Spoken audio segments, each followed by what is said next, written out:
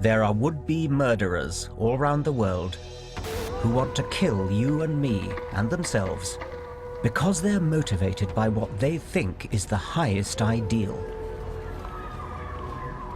Of course, politics are important. Iraq, Palestine, even social deprivation in Bradford. But as we wake up to this huge challenge to our civilized values, don't let's forget the elephant in the room, an elephant called religion.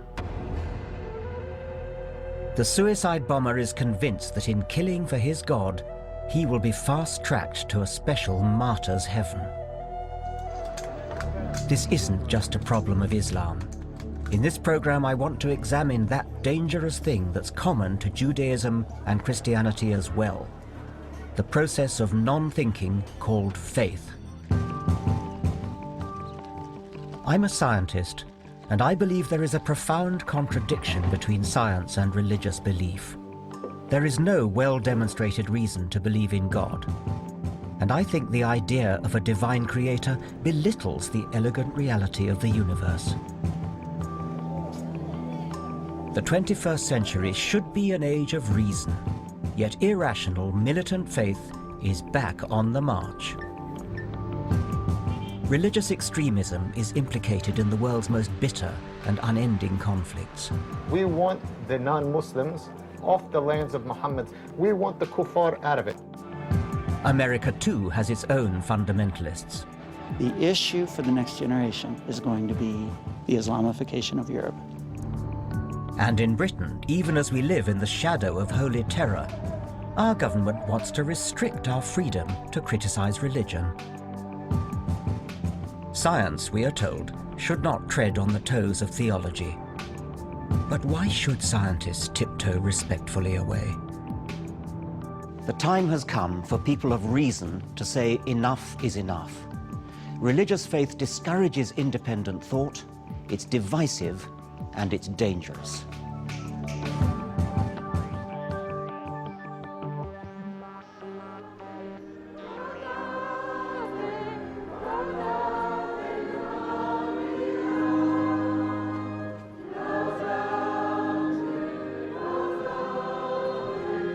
It looks lovely, doesn't it? Inoffensive and gentle.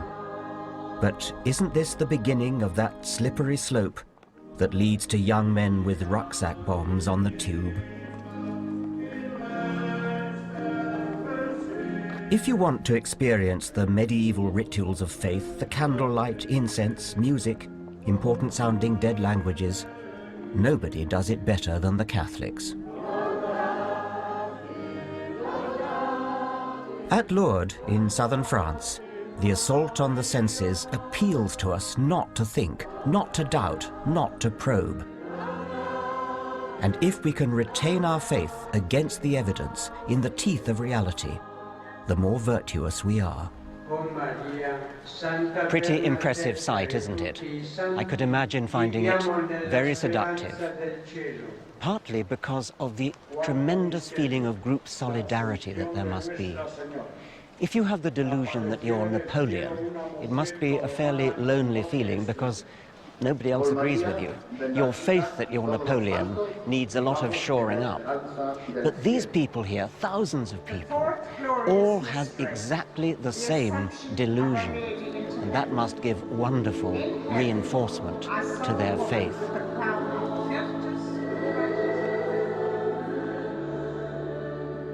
I used to think reason had won the war against superstition.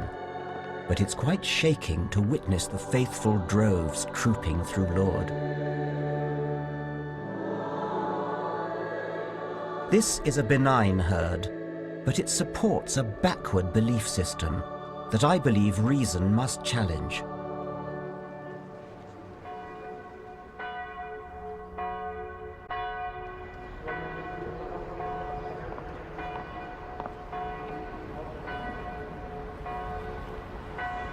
Daylight reveals more of this shrine, where a myth is perpetuated that a virgin who gave birth, Christ's Mother Mary, appeared here once to an impressionable, and I do mean impressionable, young girl. The faithful make the pilgrimage here because they believe that terrible afflictions can be cured by dragging their poor bodies up to a pool of water where the Virgin Mary made her miraculous appearance. In reality, they're probably more likely to catch something from the thousands of other pilgrims who've wallowed in the same water.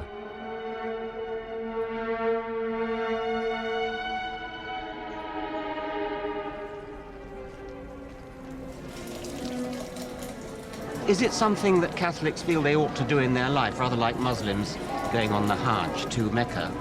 Well, yes, but you don't have to be Catholic to do it, you see. No. I mean, any religion can come, because I know Yes. quite a few people that are not Catholics at all, and they have been... yeah. Yes. Definitely.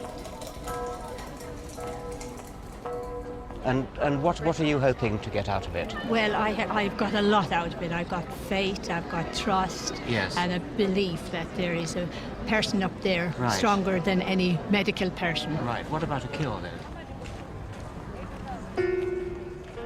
It may seem tough to question these poor, desperate people's faith.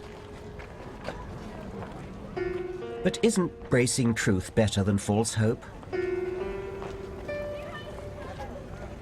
What is the evidence for any miracles? There are actually 66 declared miracles. There are about 2,000 unexplained cures here. But then we would say there are millions of people who have been healed in different ways. Healed in some sort of mental way? Healed in spiritual way, or people who have come to terms with their own particular situation. People who have rediscovered God in their lives again. People who have received a new grace here in Lourdes. So you tend to get about 80,000 per year who There are come about 80,000 sick pilgrims who come Yes. here every year. That's been going on for more than a century now, for a Yes. century and a half. Yes. So 80,000 per year, and of those, 66 have been cured. Correct. I'm just, you see the way I'm Yeah, thinking. yeah. So the hard fact is that over the years, with their millions of pilgrims, there have been 66 supposed miracles. Statistically, it adds up to no evidence at all. I can't help remarking that nobody has ever had a miraculous regrowing of a severed leg. The cures are always things that might have got better anyway. People lean on their faith as a crutch, but I fear the comfort it provides is a shallow pretense. And I want to look at how the suspension of disbelief inherent in faith can lead to far more dangerous ideas beyond.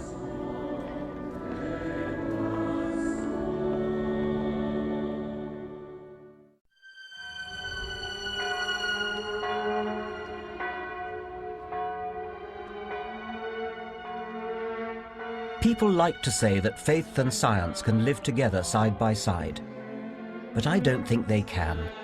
They're deeply opposed. Science is a discipline of investigation and constructive doubt, questing with logic, evidence and reason to draw conclusions. Faith, by stark contrast, demands a positive suspension of critical faculties. Science proceeds by setting up hypotheses, ideas or models, and then attempts to disprove them. So a scientist is constantly asking questions, being skeptical. Religion is about turning untested belief into unshakable truth through the power of institutions and the passage of time.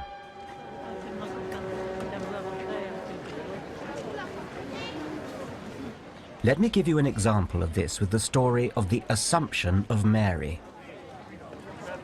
Catholics believe that Jesus' mother Mary was so important she didn't physically die.